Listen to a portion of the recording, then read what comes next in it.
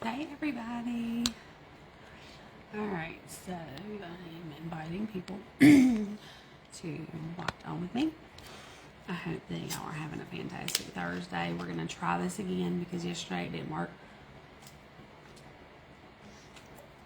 My daughter woke up, so I've got both of them asleep. And we're going to do this again. So, this is Leadership Focus Week 2. And we're talking about comfort zones and how to sell transformationally, which is completely different than anything we've ever learned before. So I want to start off with a quote, and this says, "A ship is always safe at shore, but that is not what it was built for." And this is by Albert Einstein. So that quote really has a lot to do with comfort zones. If you think of a ship, its comfort it is at shore, where it's tied off, is safe, it can't sink. It's not running into rough waters. It's not running into, difficult situations. But that is not what a boat was, or a ship was made for. It was made to sail and to go into the ocean. And so when you think about that, as far as like our business, but also our life, if you stay where you feel most secure and where you're comfortable, you will never be able to experience what you are actually put on this earth for. So what is your comfort zone? It is a place or situation where one feels safe or at ease without stress. We tend to stay here and not push past our push ourselves past what feels comfortable to us. So many people tell me, "Well, I'm not getting the results that I need. I'm not getting this. I'm not getting that." Well, what are you doing to step out of that comfort zone? And then immediately they're like, "Oh, no, I can't do that. I can't do that." But why can't you do that? That is a red light story. That red light story is keeping you from really hitting your goal in life. It's keeping you from tapping into your true potential.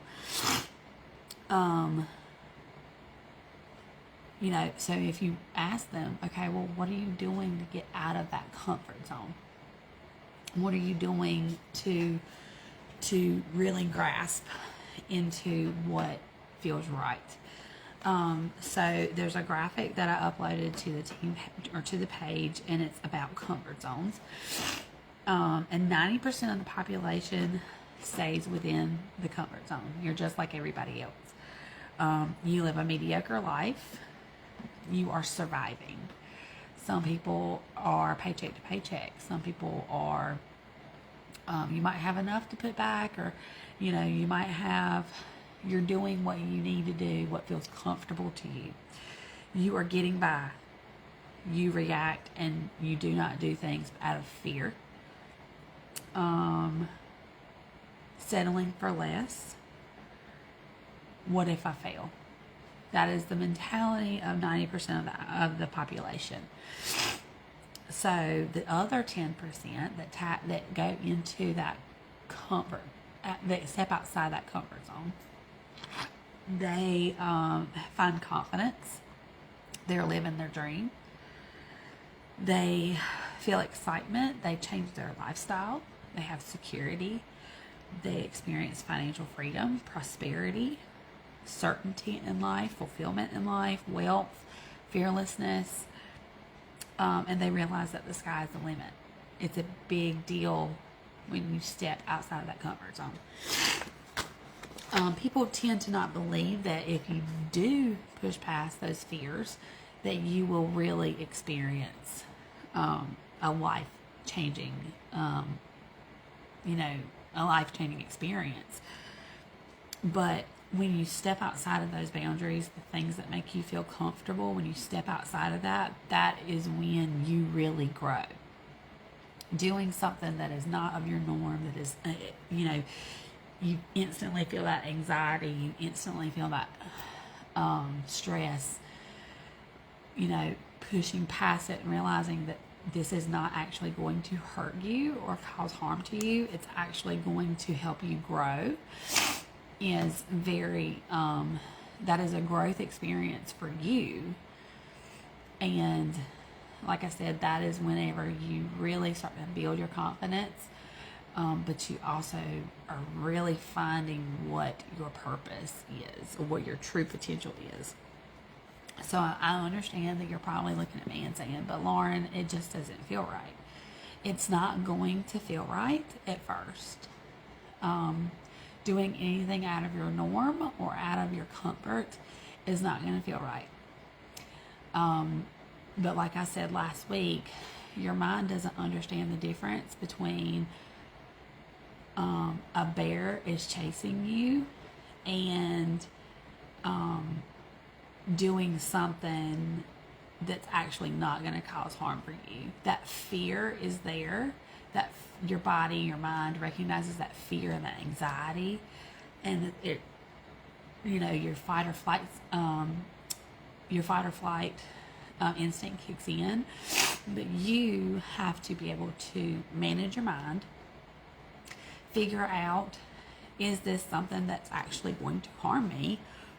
Or is this something that, it's just a red light story and I need to push past it and I need to do it anyway? Red light stories happen whenever you push yourself. When you think about pushing yourself outside of your comfort zone. Red light stories are something that tells you, stop, this isn't right, this isn't comfortable, this is not normal for you. You hear all of those excuses. Don't do this, whatever. And so you have to be able to depict the difference between what is a true red light story versus what is not. Or what is a red light story and what, how to get past that. And so we're going to talk about how to get past those red light stories. Because a lot of people, this starts with your getting past your comfort zone. So, a couple ways to get past those red light stories or to step out of that comfort zone is I'm going to ask you, how do you eat an elephant? One bite at a time. It might look like a big thing, but if you take one step at a time, I promise it will not be as bad. So I ask you to pick a task in your business that you would like to change. Say it's something that, you should do it, but you don't want to do it because you don't want to be rejected. Or whether that's book parties or follow-up or customer mail-outs or posting online or, whatever. Then you pick a topic, pick a task within your business and start there.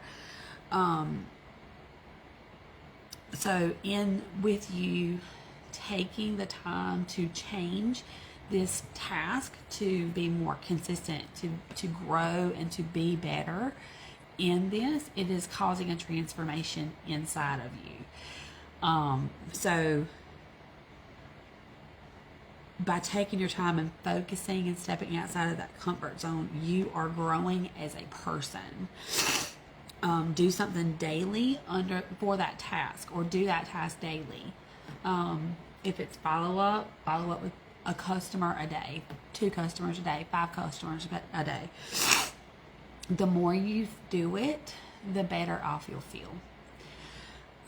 Remind yourself before you start the task that no matter what the outcome is, it's not going to change or affect you.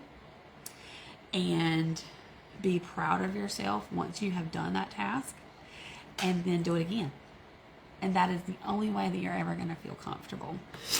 I can say that even after 5 years of this business, there are some things that do still give me anxiety, but in my head, I have that conversation with myself, and I bring it back, and I'm like, okay, no, I need to do this. And then I begin. The point behind this is that you can do whatever you want with your life. Do not let your brain, your red light story, your, whatever your mind is telling you, keep you from living the life that you want to live or that you deserve to live.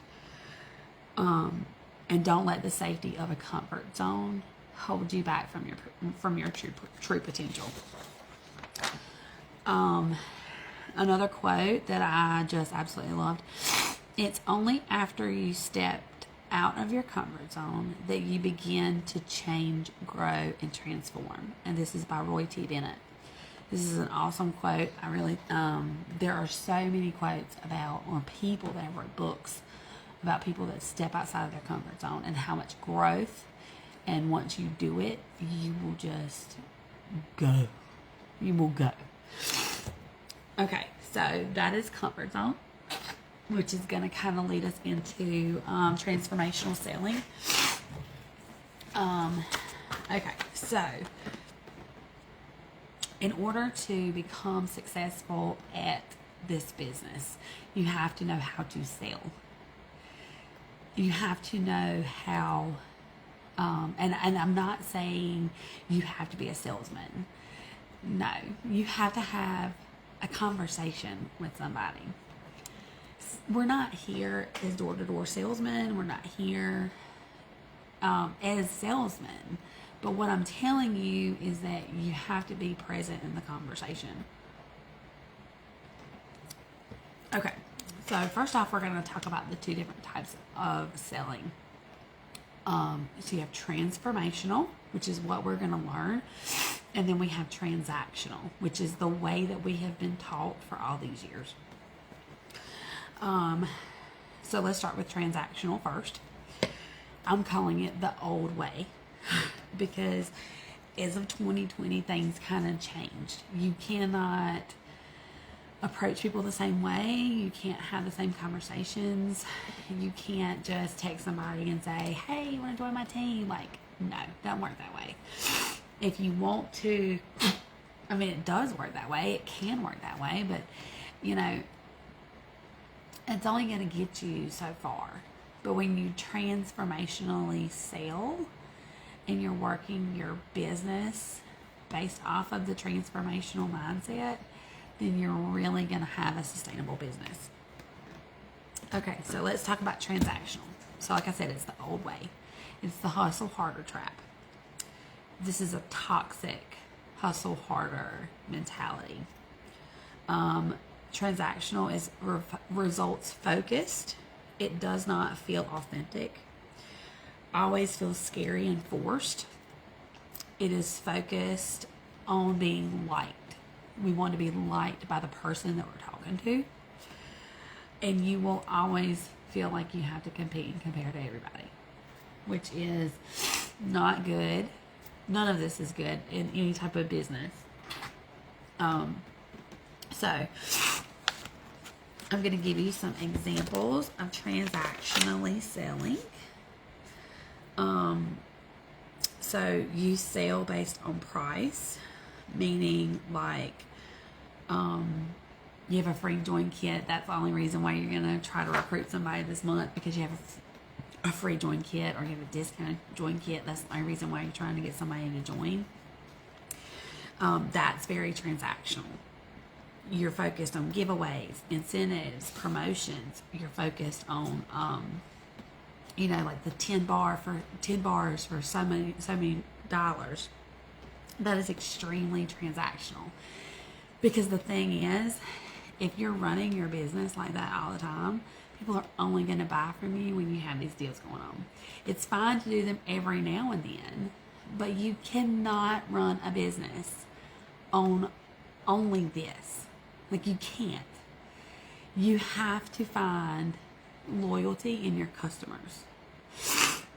And that comes from transformational selling, which we'll get to in a minute. And then like aspirational messages. Look at me. Look what I'm doing. I'm doing great things. I'm doing I'm making all this money. That is very, very transactional. With transformational selling, you have emotional buy-in. These people, they're not coming to you and joining you for the money.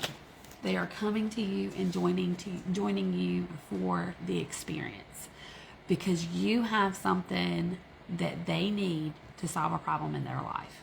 That is why people are coming to you. So, we're going to talk about transformational selling. It is not result focused. We do not focus on the result. We are focused on change. We are focused on growth. We are focused on personal growth before business growth. And that goes back to the comfort zone thing. Like, you have to grow as a person, step out of your comfort zone in order to experience the business growth. We are focused on GOAs. We've always been taught the IPAs, income producing activities. Income producing activities, you're focused on a result. You're focused on income. You're not focused on growth. GOAs are focused on growth. You are present when talking to somebody or responding to somebody. You are present in that conversation. You realize that that person is not just a customer, that they are a friend. You find value in what you're doing because you realize that you are helping people. You do not focus on cost or income. You want people to experience, people want an experience that is going to solve their issues. And then it feels confident, it feels authentic, inspiring, fulfilling, and fun. People say, serve, don't sell. Share, don't sell. This is true, but I'm going to tell you one thing. Service and sales are the same thing. They are the same thing in transformational selling. Because the thing is you are serving them, the customer, by the product that is solving their issues or doing whatever, they're needing that product for. You are serving them, which means you are selling to them. So, when you're having a transformational selling conversation with somebody, I want you to know that if somebody believes that you understand them, they will be loyal to you. If you can relate to them, then they will be loyal to you. So we're going to talk about the transformational process. And this is, there's 3 parts. Where is it? I actually drew this out the other night on the WIN meeting. So this is point A. This is your before or your current state. This is not yours. This is your customer. And then you have point B, which is your after, and this is your transformation. So you want to get from here to here. So to get your customer from here to here, you are the vehicle that get them from there to there. This is your job. This is where your job lies. So point A is their current state. So I want you to think about, in relation to your customer, you're going to think about what are their current circumstances. What are their problems? And what are they feeling? What are they feeling? These are things that you're going to ask yourself. And in relation to their circumstances and how they're feeling and what their problems are, how can you help them? Who is the person that you want to help? You've got to be specific with this. I want you to think about that, because that is a big, big question when you're talking about what we're getting into which is our I help statement. And like I said, the I help statement is like a complete game changer as far as direct sales is concerned, in my opinion. It really makes things a lot better in conversation. You don't come off salesy.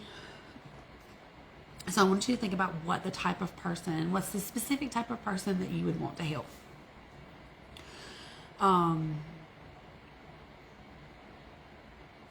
So to find true purpose and meaning in this business, it comes from helping a specific person in a meaningful way. So I want you to think what your ideal customer and what your ideal recruit would look like. There's two different types, your ideal customer and your ideal recruit. So this brings us to our I help statement. When it comes up to our I help statement, so I'm going to write this out because I don't have it written out big yet, so y'all can see. Pen. I help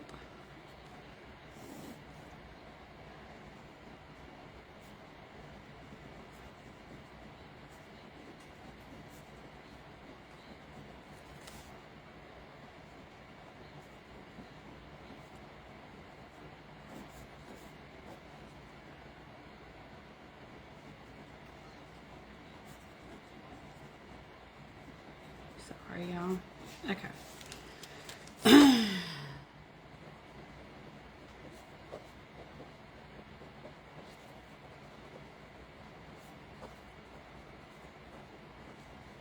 All right. Now it's going to be backwards, but at least y'all can kind of see it written out. All right. So this is your I help statement. I help person. This is a blank. You're going to fill in this blank. Person, or point A of your transformational outline that we just showed you. Struggling with blank. This is their problem.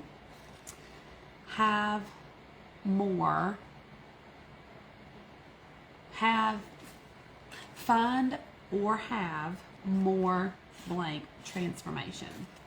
So it sounds completely crazy, absolutely nuts. But I want to share with you what my I help statement is. And I'll actually get to that in a minute because I want to go through these questions of how you come up with your I help statement.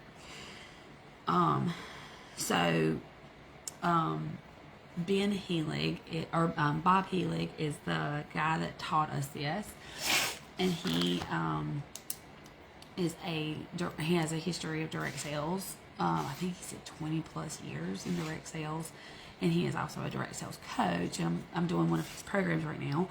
But he says that you will make your dreams a reality by doing what you say that you want to do in your I help statement. You will make your dreams a reality by doing what you say you want to do in your I help statement. So, there's 3 questions to help you come up with your I help statement. I want you to think to yourself, because when we're realizing this, your ideal customer and your ideal recruit probably look a lot like you. A lot of people tend to relate to what they've been through, what they've been through in their lives. And so, like, to me, my ideal customer is a mom, because I can tell you that a mom, especially with small children, I feel comfortable, I feel safe, having warmers in my home, safe ways, non-toxic ways to fragrance my home, clean my home, wash my clothes, things like that. And then my ideal recruit is somebody who has been through the same experiences in life that I have. So, no, stay here. Go ahead and start your reading. Yes. So the 3 questions you're going to ask yourself for the I help statement are, why did you decide to say yes to starting your business? What were you missing in your life? What were you struggling with? And what does your point B look like? Your point B being your transformation. So what does that look like to you? So I'm going to run through my answers when I answer these questions. Let me find my questions. All right. So I have it on here somewhere. Here we are. All right. So why did you decide to say yes to building your business? I was a single mom, and I could make money off of my own purchases. What was missing in your life? What were you struggling with?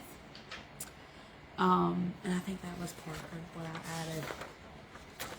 Because I'm going to give y'all, what were you missing in your life? What were you struggling with? Y'all are going to get a copy of all of my notes so that y'all can, and there's actually spots on here to print it out and fill it in. So what was missing in my life and what was I struggling with? I had no self-confidence, recent separation. I was a new single mom, recently separated from my abusive ex-husband. I was working long extra hours at the ER to make ends meet. I felt inadequate. I felt unloved, and I felt like a failure. That's how I felt. And what does my point B look like? Living in my forever home, finding a man to help me raise my children that will love and respect me, living financially free, having my child in private school, living on a farm, which is where I actually currently live. That is what my point B looked like. But it also meant self-esteem, finding love for myself, having confidence in myself again, and being happy with myself. That's what point B was to me. So the next part that you're going to ask yourself, or you're going to say, is a phrase of, I am looking to help blank in my business. This blank is your first part of your I help statement that you're going to fill in. What type of person? This is where you need to be specific. Is it a man? Is it a woman? Is it a mom? Is it a grandma? Is it a single mom? Is it a working mom? Is it, a college student? Is it a retired individual? What type of person are you looking to help? And then the next part that you are to answer is, the next question is, it says, the transformation I am looking to create is blank. So what would you help that individual make based off of your current experiences, your life, where you were whenever you started this business, where you started selling Scentsy, what transformation do you want to help somebody get through? So I'm going to read you my I help statement. My I help statement is, I help women with lack of confidence find a greater sense of purpose and meaning in their lives while they can establish financial stability. That is what I do. And so by formulating this I help statement, it gives me so much purpose, because it establishes the who, the what, and the how, what I want to do. And I completely kind of lost track of that over the years, because you're so focused on growth and this and that and this and that and the work and the tedious things that we forget why we're really doing this. We're doing this to help somebody. We're doing this to bring purpose and meaning to somebody's life. I don't care. Okay, so I want you to create 2 I help statements. That I help statement is actually just for my recruit. I will share my customer one later, but that gives you an idea of how to write yours. So create 2 I help statements, one for customer, one for ideal recruit. So now we're going to go through a conversation. I'm going to give you an outline of how to have a follow-up conversation with somebody transformationally. All right. So there are 3. Okay. So when you're doing this transformationally, you're going to focus on the quality of the conversation. Understand that a conversation is a back and forth process. Always ask open-ended questions. I want you to slow down and be present in that conversation. The conversation framework for transformational selling. There's 4 parts. There's the connection phase, the problem phase, the transformation phase, and the I help statement. So this framework is applied to different scenarios differently, but it's basically the same. So first off, the connection phase is the beginning. This is something where you're trying to see if there is something that you could potentially help them with. Then there's the problem phase, which is you uncover and connect through problems. You identify questions that you can ask based off of what they have said. And you identify part of the person's story that you can relate to. It is important that you think through your experiences and think, what can I share that I've been through, that I can relate to with them? Because like I said earlier, if they think you understand them, they will follow you through anything.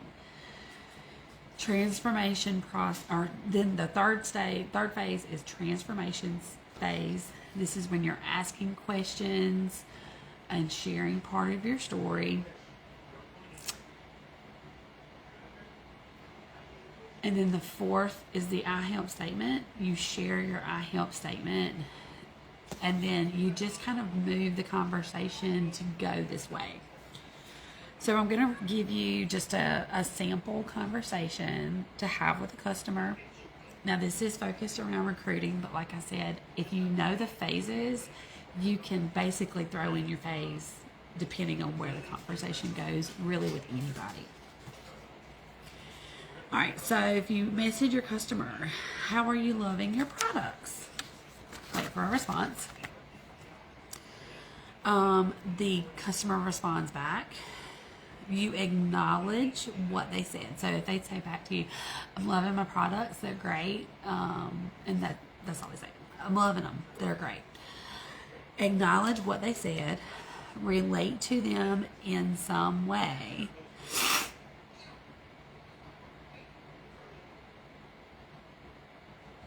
Hold on, sorry. So be present, slow down, think about your response. Acknowledge what they're saying. Relate to them on some level before you actually go into the next thing. So you say something like, I'm so glad you're loving it, but then asking them another open-ended question gives them a reason to reply back to you. What is your favorite scent? Let's just say cocoa. What is it? Cocoa for coconuts? Yeah, I guess. I'm not a coconut person, so I don't really use that one. But anyway, so then you wait for a response. and they give you that. And so then you go into even more, again, acknowledge, oh, I love that scent. It is one of my favorites. It reminds me of a time when, I was sitting on the beach in the Bahamas drinking me a pina colada. It just makes me relax so well. And then, so I've shared a story. I've acknowledged what they said. I've shared a part of my story. And then if I say something like, I love that fragrance brings us back to memories of our life, and we can make just wonderful memories through fragrance. And then, so I have acknowledged what they said. I related to them. I gave I gave part of my story, and then now I'm kind of moving a little slow through it, but it's a back and forth process. So then I wait for another response, and then I say, you acknowledge, she says, oh my gosh, you're so right. It just makes me feel the same way. This is when I'm going to throw in, I've already done, so I've kind of gone through your connection phase, your, what's the second one? Your problem phase. The problem phase? Yes. Connection phase, problem phase. We're kind of at the transformation phase where this product like literally just brings me back to where, to be like a memory that I just loved. And so then I'm gonna, she says, oh my gosh, yes, it makes me think the same way or whatever. And then you say, you know what, I absolutely am so glad that you are enjoying the scent. I love that I help women, I help women experience fragrance and bring back memories, or whatever your I help statement is for your customer. And then at that point, she is establishing emotional buy-in to you. She thinks, this girl gets me. This girl gets me. And she's going to be loyal to you. At that point, you could probably sell her on just about anything. Now, as far as a recruit, whenever you're going through and having these conversations with them, and you get to the I help statement, you can say something like, you know what, I absolutely love that I can, that I have the opportunity to help women, through fragrance, find better confidence and more purpose in life. Or, let me think. So this is why I say you got to slow down and be present. Because you're not just going to necessarily say it exactly verbatim what your I help statement is. You can, but like changing mine right now, I would say something like, I absolutely love that I can help women find more confidence and purpose and meaning in life, or find more purpose in life, or have a more purposeful and meaningful life through fragrance while they can become more financially stable. Like, that's just different ways you can like throw it in there depending on what vibe you're picking up from your customer. Depends on which way you're actually going to go with it. Understand that if a customer wants to be a customer, then respect it and leave them in that category. It might come a day where they want to be changed over into a teammate, and that's fine too. But if they want to be a customer, let them be a customer. So you going through, you kind of, depending on what you're asking, you're kind of veering this conversation in the way that you want it to be. You're transitioning the conversation from, what you're talking about to either or of your I help statements. And you're doing this by asking open-ended questions. When you ask open-ended questions, they don't have the opportunity to say yes or no, because if they say yes or no, then it kind of closes it. You want to keep the conversation open so that they can say something back to you. And then you have the opportunity to respond to them. So another thing that was shared really good in our training was, instead of saying, like, don't say you want to join my team, OMG. Don't. Just don't. Just don't. A wonderful way of saying that without actually saying that is, how would you feel about the possibility of us working together? It's almost like you're offering them a job. You're offering them experience. Something that is life-changing. I want you to consider voice text during this conversation, if that's a possibility. People need to hear what you have to say, but they really need to hear how you say it. It is a big difference between texting somebody, and you're reading the text and you're like, it says, I help women with lack of purpose in life find meaning in their lives while they're financially stable, while they become financially stable. Like, that's not pretty. But if you say it to them, then you get to put your tone to it. You get to put your emphasis on it, and they can hear your excitement. Okay. So the other thing that I had so heard while we're talking about follow-up, because follow-up is actually our habit of the week. So we're going to start introducing a habit every week, because how do you eat an elephant? One bite at a time. So we're going to introduce a habit once a week. So this habit that we're going to start off with this week is follow-up. But talking about follow-up, say you message a customer and they don't message you back, instant red light story that everybody has is, A, they don't want to talk to me, B, they don't like their products, oh my God, they're never going to buy from me again, oh my God, they don't like me, oh my God, oh my God, oh my God, oh my God, oh my God. But how many times has somebody messaged us and we were busy and they just didn't have a chance to respond? Or maybe they thought they responded and they didn't have a chance to. So instead of freaking out, message them back and say, hey, whoever, hey, Belinda, did you see my message? It's an easy yes or no. Just because they didn't answer you doesn't mean that they don't like you, doesn't mean that they don't like the products, doesn't mean that they're not going to respond back to you or they're not going to purchase from you again. It just means they're busy. Like, people have lives, and we have to understand that. Okay, so another sample phrase of how to lead into an I help statement is, like, matter of fact, one of the reasons that I do this business is to insert I help statement. Matter of fact, one of the, or,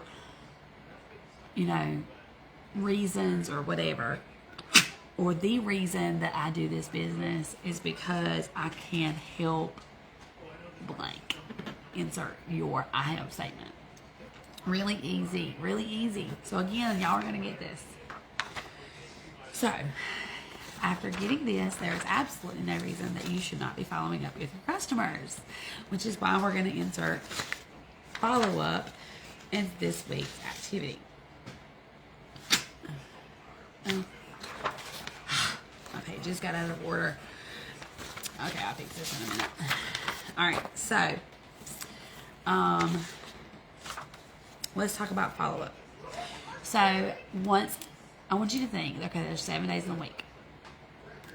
I want you to think of a day, and this is your follow-up day. If you don't have time to dedicate a day, then dedicate and say, I'm going to follow up with X amount of customers Monday, Wednesday, Friday, or Thursday, Friday, X amount of customers, or whatever. But the thing is like, if you're not following up with them, you're going to lose them as a customer. You're going to lose them. And the thing is like, they want to feel like they matter to you. They want to know that they're more than just a customer. They're your friend, that you care about them, that you care about their experience with the products, all the above. They want to know. Okay, so I do my follow-ups on Mondays and Fridays. I'll usually start on a Friday. If I don't do it on Friday, then I'll do it on Monday. That is because on Thursday we realize we learn what the new release is going to be for the next Monday. So through my follow-up, I can insert that or let them know or whatever. Now this is me being intentional on when I do it, because I can use this. So like I said, Monday, Friday, and Monday, that is my follow-up day.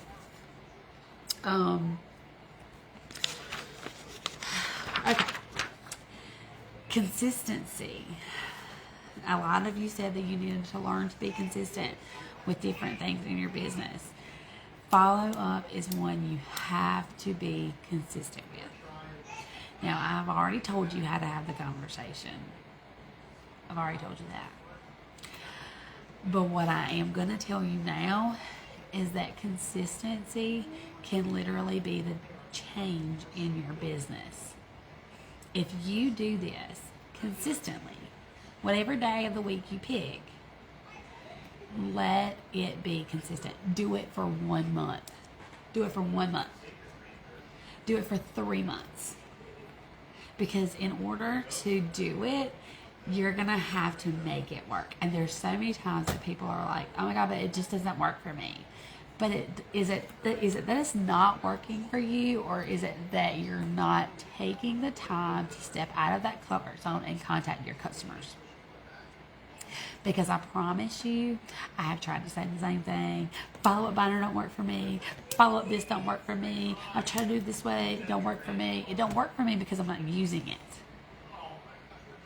So we're going to break all that.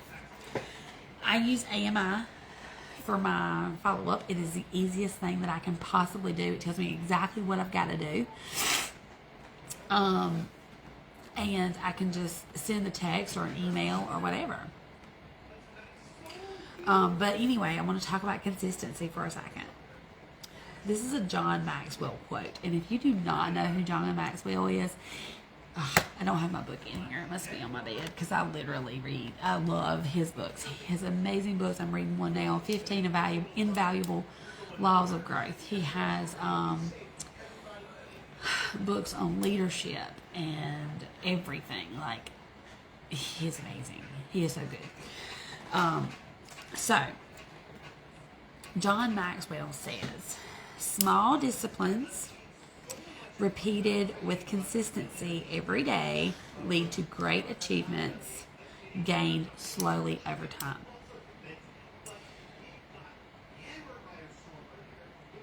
And do you hear what he said?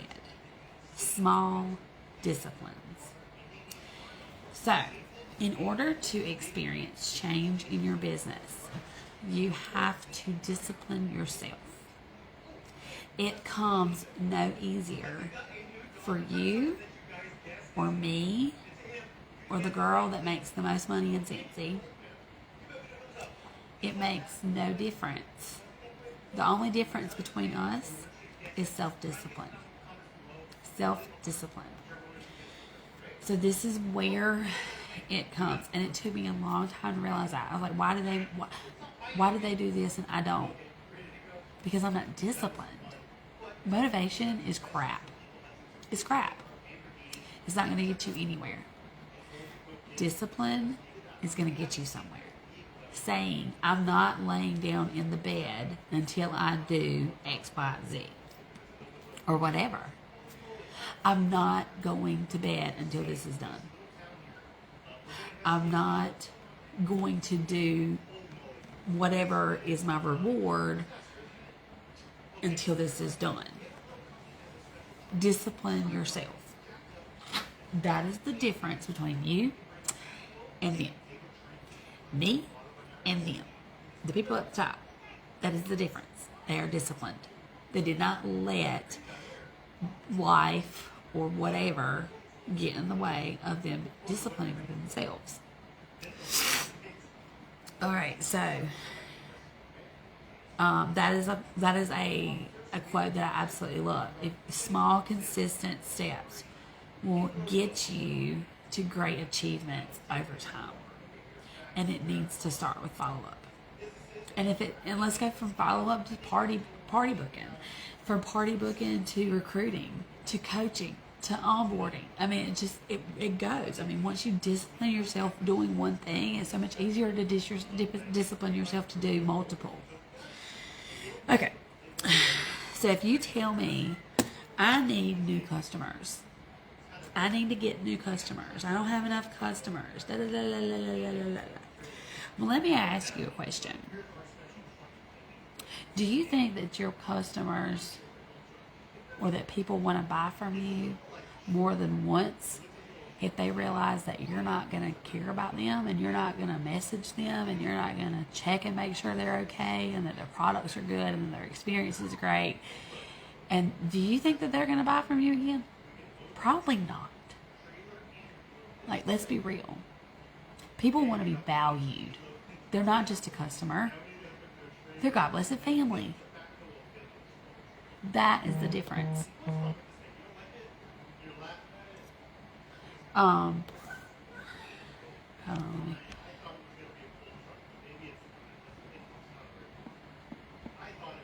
Okay. So, if you're not consistent with them, they're not going to be loyal with you. If you're not checking in on them, they need to know that they are not just a customer, but they are part of something positive. Following up with them regularly. Don't aggravate the hell out of them. Don't. But check on them. Pick a day of the week to catch up on follow-up. Have a system. I use AMI. AMI, there is a free option, but there is also a pro option that you pay $7.99 a month, and that's what I do. So, follow up. So we're going to talk about our homework for week 2. I want you to identify your follow-up system. I want you to establish a day of the week that this will be done. And I want you to follow up with your customers using the transformational framework that I just gave you. I want you to post one takeaway from this training. And you have 2 I help statements to create. This is a lot this week, but challenge yourself, push yourself to kind of really be intentional, to really be present in these conversations. Now, you don't have to follow up with all your customers. I don't know how many customers you have. But if you get on AMI, it's going to tell you how many customers have bought from you and that you need to connect with your old customers. And if you want to connect with the old customer, just simply say, hey, I'm just checking in, just checking to see how everything's going. I know you hadn't ordered in a while. Just want to make sure everything's okay. So that's how it starts a conversation.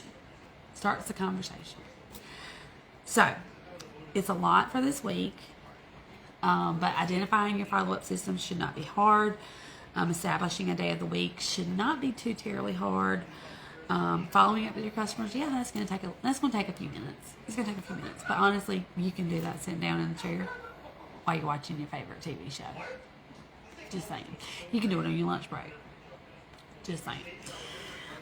Because that's what I used to do whenever I was working. I worked on my lunch break because I worked till midnight at night, and I didn't want to, or I worked till 7 p.m. And when I got home, I had to get a kid to bed and fed and all these other things. So, one takeaway, and then follow up with your customers transformationally. And I want you to do your 2 I have statements. if you're having questions with your I help statement, please let me know, like comment in the group or whatever, or like post in the group or whatever, because I guarantee you if you're having questions, and the other ones probably are too, and I can do additional training on that. So that is your homework. And I want you to be prepared to talk about your follow-ups on the WAM on Monday. So, awesome. All right, y'all. That is week 2. I hope y'all got lots of golden nuggets from this. I will post this to the page so that you have it as a reference. And yeah, that's it. All right, y'all have a great Thursday. Bye.